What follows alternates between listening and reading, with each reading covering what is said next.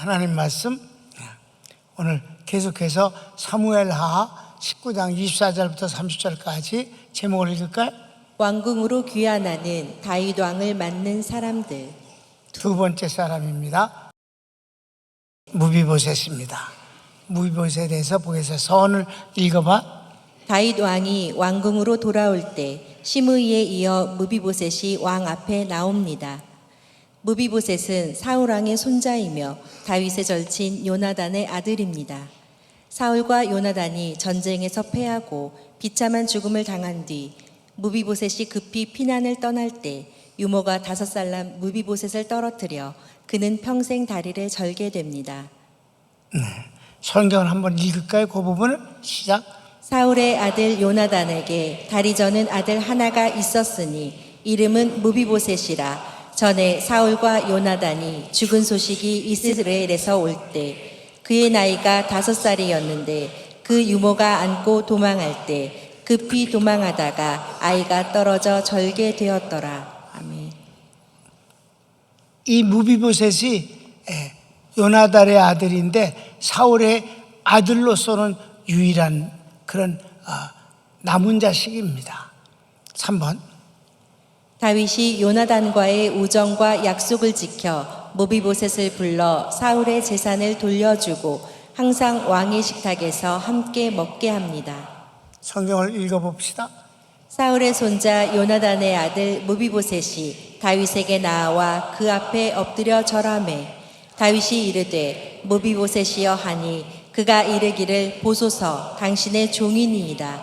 다윗이 그에게 이르되 무서워하지 말라. 내가 반드시 내 아버지 요나단으로 말미암아 내게 은총을 베풀리라. 내가 내 할아버지 사울의 모든 밭을 다 내게 도로 주겠고 또 너는 항상 내 상에서 떡을 먹을지니라 하니 그가 절하여 이르되 이 종이 무엇이기에 왕께서 죽은 개 같은 나를 돌아보시나이까 하니라. 아멘.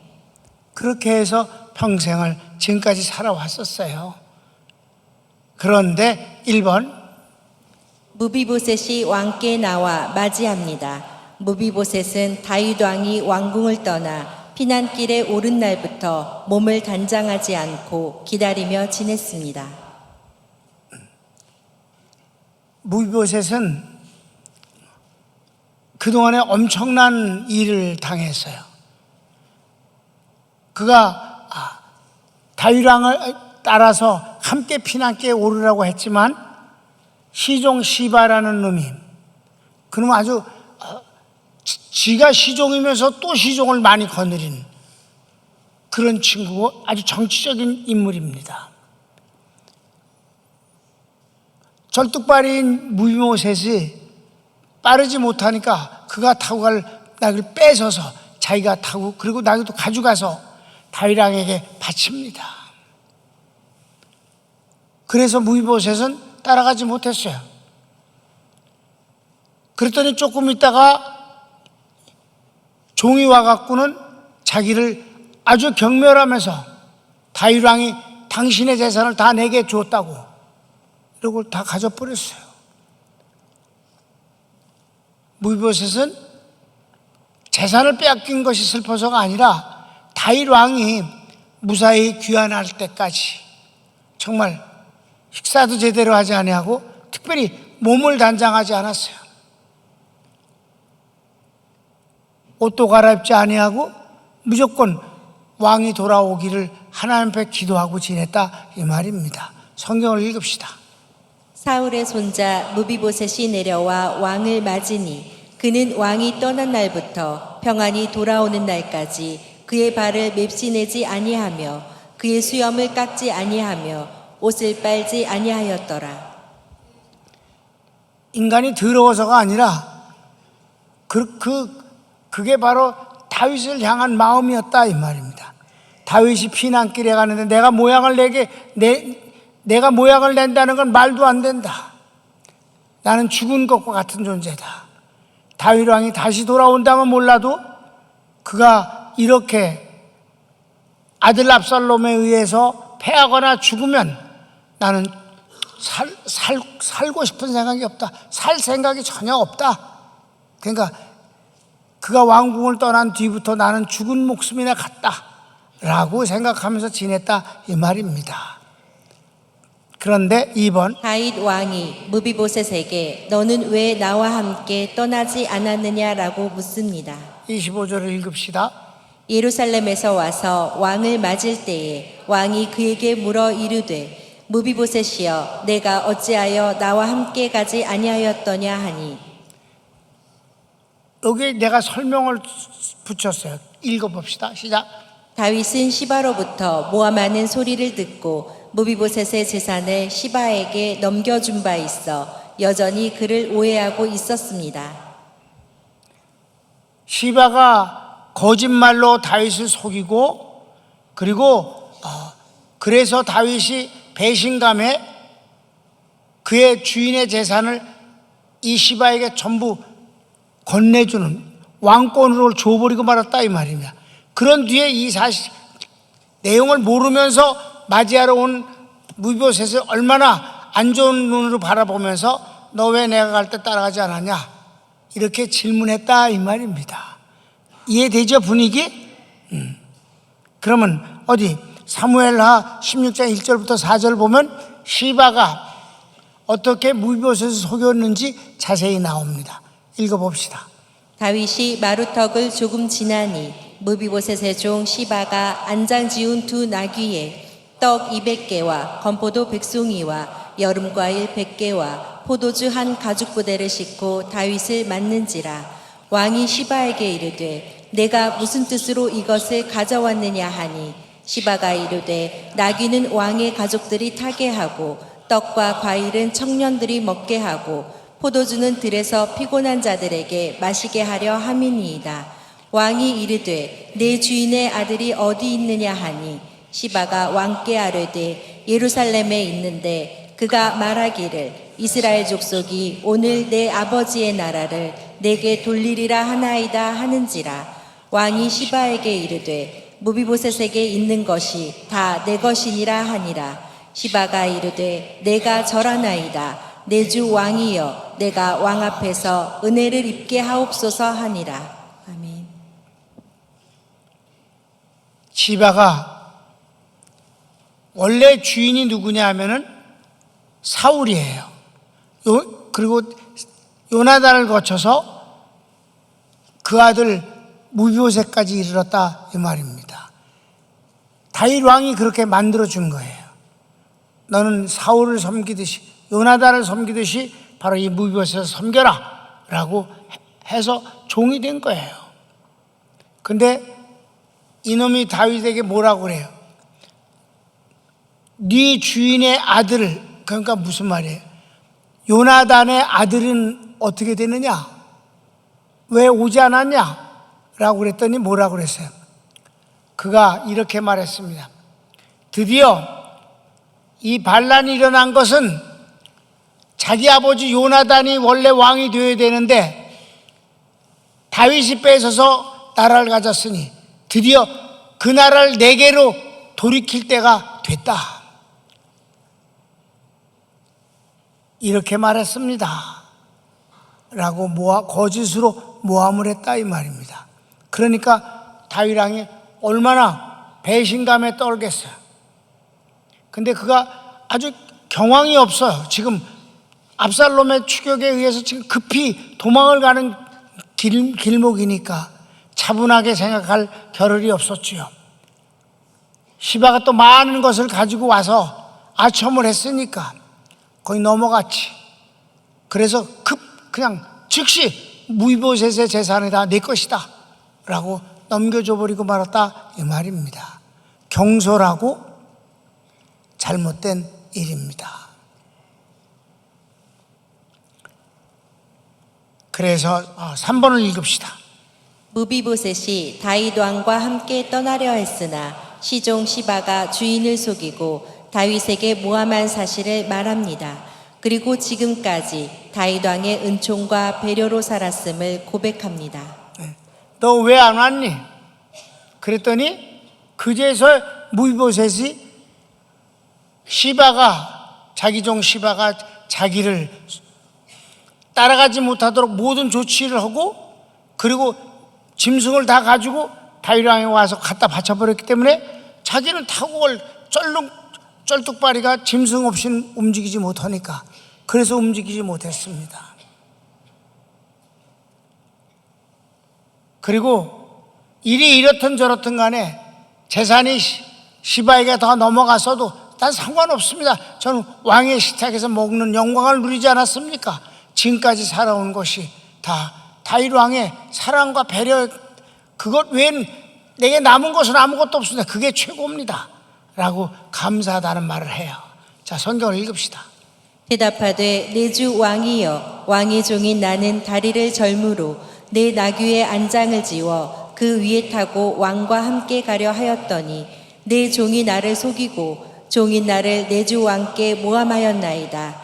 내 주 왕께서는 하나님의 사자와 같으시니 왕의 처분대로 하옵소서. 내 아버지의 온 집이 내 주 왕 앞에서는 다만 죽을 사람이 되지 아니하였나이까. 그러나 종을 왕의 상에서 음식 먹는 자 가운데에 두셨사오니 내게 아직 무슨 공의가 있어서 다시 왕께 부르짖을 수 있사오리이까 하니라. 이렇게 말했어요. 그거는 바로 시바가 나를 속이고 왕을 따라가지 못하도록 만들었기 때문입니다. 그러나 왕의 은혜 아니면 저는 살아남지도 못한 것이고 존재 자체도 없는 것과 같은 존재입니다. 그냥 왕께 감사할 뿐이며 왕이 어떤 처분을 하든지 저는 받아들일 준비가 돼 있습니다. 그랬더니 다윗의 반응이 어떤가 보면 여기서 다윗이 고기용 목사만 하면은 안 된다 이 말이에요. 봅시다. 시바가 다윗 왕에게 아첨과 무비보셋을 모함하여 재산을 받은 것, 그리고 무비보셋의 모습들에 다윗 왕이 짜증을 냅니다. 그리고 재산을 시바와 반씩 나누라 합니다. 다윗 왕은 먼저 시바에게 속았다는 자체가 기분이 몹시 나빠. 그리고 그것이 이 무비보셋 때문에 다 일어나는 것이라고 생각이 되어지니까 짜증이 나는 거야. 거긴데 와서 보니까 충성을 다하는 모습을 하는 것 자체도 짜증이 나. 이해됐어요, 여러분? 무비보셋의 충성에 저가 감옥해야지. 수염도 안 깎고 옷도 갈아입지 아니하면서 죽은 모습처럼, 그러나 간절히 하나님 앞에 기도하면서 왕이 돌아오기를 기도했는데 자기가 시바에게 속았다는 자체가 기분이 훨씬 나쁘고, 이가 또 그렇게 자긴 죽은 개와 같은 존재인데 이렇게 사랑을 받았습니다, 이런 치하는 말도 짜증이 나는 거야. 29절 읽을까요? 왕이 그에게 이르되 내가 어찌하여 또 내 일을 말하느냐. 내가 이르노니 너는 시바와 밭을 나누라 하니. 그렇게 나누라고 그랬어. 5번. 무비보셋이 재산은 관심 없고 다만 왕이 평안히 환궁한 것이 자신에 대한 최고의 복이라고 합니다. 더야 골라. 성경 읽읍시다. 무비보셋이 왕께 아뢰되 내 주 왕께서 평안히 왕궁에 돌아오시게 되었으니 그로 그 전부를 차지하게 하옵소서 하니라. 아멘. 재산은 관심 없습니다. 왕이 건강하게 돌아오시고 다시 영광을 누리게 된 것이 제게는 축복일 뿐입니다. 다른 거는 아무 관심이 없습니다. 욕심 없습니다. 그 애가 다 가져도 상관없습니다. 이러니까 더 승질나. 자, 결혼은 우리 다 같이 읽는 거야. 시작. 다윗은 기름 부음 받았다는 한 가지 이유로 사울을 죽이지 않았고 우정을 인해 끝까지 요나단을 사랑했으며 요나단의 유일한 혈육을 자기 자식과 같이 대한 것은 감동적입니다. 그런 그박 시바에게 속아 어리석은 결론을 급히 내린 것은 부끄러운 일입니다. 후에 사실이 드러났으면 시바를 벌해야 하지만 그는 자신이 내린 결정을 적당히 얼버무립니다. 아쉬운 모습입니다.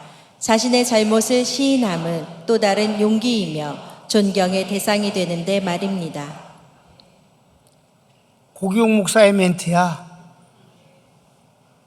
여기서 여러분, 다윗은 하나님이 아닙니다. 착각하지 말아요. 다윗이 훌륭하고 믿음이 좋고 하나님의 최고의 축복을 받은 사람이면 틀림이 없지만 그가 잘못이었거나 실수가 없다는 그런 인간이라고 생각하면 착각입니다.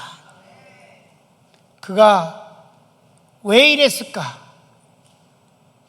난 생각을 해봤어요. 역시 정치인이기 때문이다. 정치인. 그가 왕이었기 때문에, 정치인이었기 때문에, 권력을 가졌기 때문에 우리아를 죽이고 다른 병사들을 끼워서 같이 죽인 요압의 일을 칭찬하고 상을 줬습니다.